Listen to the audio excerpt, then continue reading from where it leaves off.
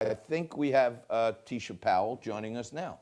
Teisha Powell's a nationally recognized attorney, political commentator, and author of the book Trump Must Win. Hey, Teisha, how are you? Good, John. Good for being here. Thanks for being having me Hey, on the great. Zoom. It's fun. So Teisha, tell me what's happening. Um, One of the things that I think rocks the foundation of our democracy, the justice system, is when you see things like are emerging now with General Michael Flynn. What can you tell us from a legal perspective on what you see happening here? Well, it's sad, and what people need to understand that the General Michael Flynn, it's not the norm.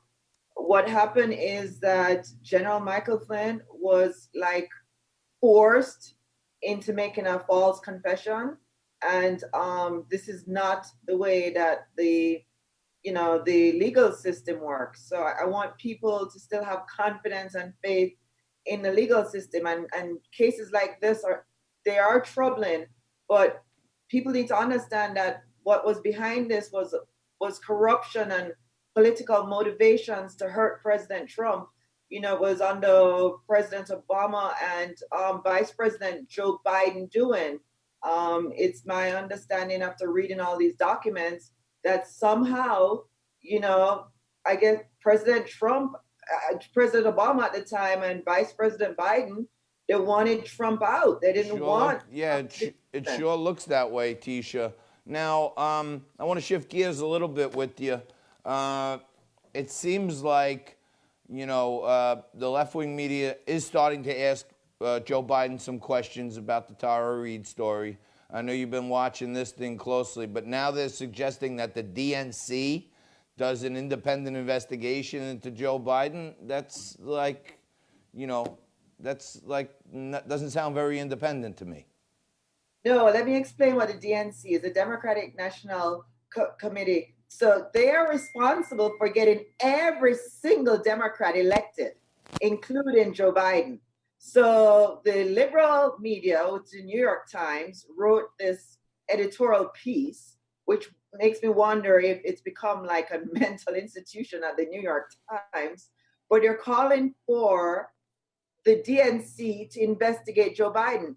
DNC was responsible for Hillary Clinton stealing the 2016 from Sanders. Now they're saying, hey, thieves, go ahead and investigate Biden. I mean, it's like this is just insult to injury, John. It sure is. It doesn't sound. It doesn't sound like it's going to make anybody more confident about what's happening with the whole process. Tisha, what's happening in the business world? I know, aside from being a great television commentator and author, and I know you're working on your next book, but Sure. is the legal business still happening now? Are things happening?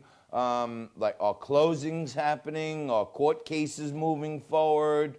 What's happening with our civil justice system? Well, I practice law down in Florida, in Broward County, which has been affected. It's been closed. Most jury trials got pushed back to July. So yes, we did in respect of the Code BD 19. I did close my law firm down for 6 weeks, and John, it was painful. But I'm in like litigation field, and most with picking jury trials, and most people don't want to be out this time. So we have to respect the wishes of people, and yes, it has affected the legal community just like everything else. But we're trusting God, and we're putting people first. And that's why I love President Trump. He's putting people first. No doubt And we're about it. just we're just Tisha, following what everybody else is doing here to stay safe. Tisha, lucky for us, we got a special guest joining us. We were having a little technical issues there, but oh, I thought we were going to bring in Frank Morano, but it doesn't. Oh, I miss No, Frank. we almost had him, but for some reason we can't get Frank on Zoom with you at the same time. So we'll try that again a little later on.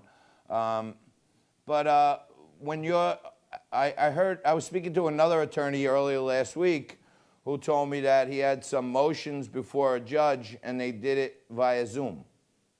Yes, that's what we did last week for a hearing as well. We did it by Zoom, but it's much more difficult that way. And it's John. I think we as people were beginning to appreciate personal connection. I mean, it's just you want to be able to see people and understand their body language. And some of this is not you're not able to capture this on Zoom. So we just pray within time that everything will go back to normalcy and put people first. If this is going to save lives, we got to do it, right? We just got to save lives. No doubt. Well, Teisha, I don't know. Right now, I'm having a traditional liquid lunch. But how would the judge feel if you're on a Zoom meeting and all of a sudden he sees a cocktail sitting in front of you? You'd be in trouble. You'd be in really big trouble. You think you'd get some heat for that? I would be in a lot of trouble, John. Yeah. You're blessed that you work on television and you could do that. If I did that on a Zoom meeting in court, I would be in a lot of trouble, John. It better be water that I'm drinking while I'm representing clients. Well, that's true. I know you don't partake in the full liquid lunch anymore, but how's everything going with the family? You guys good and safe up there? So yeah, so I'm in a unique situation, as most people know, that I commute from Florida to New York because of my personal issues. So my kids go to school in New York. As you know, Andrew Coma canceled school for the year. Yeah, so that's what I heard. so it's tough on my kids. I gotta explain to my 6-year-old twins why they're not able to see their friends, and just like many moms, they're going through that, and it's a very tough decision that we're in, John. I mean, because even I get nervous of what's going on, but this is why we have to keep trusting God. And like I keep telling people, as you know, John, you always said it as well. God sent President Trump during this time, because I'm telling you, President Trump is making this Code VT 19 thing much more easy for us to manage, because it could be a lot worse. Yeah, I tend to agree with you. But, he is kind of muddling the message as well, Teisha. There's some parts of it, I think, where he could leave it up to the doctors. And he keeps going out there making recommendations or predictions on how many people are going to pass away. I think I would leave some of it to the doctors. But I think you're right. If he didn't close down the country, flights from China and Europe, end of January, beginning of February, we'd be in a lot worse problem. And the load on our hospital system would have been enormous.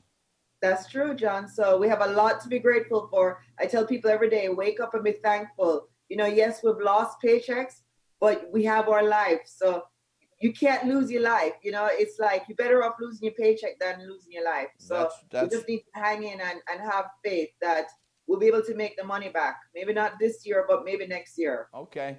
Teisha, thank you so much. May the force be with you, and God bless you, and hopefully we'll see you soon. God bless you, John.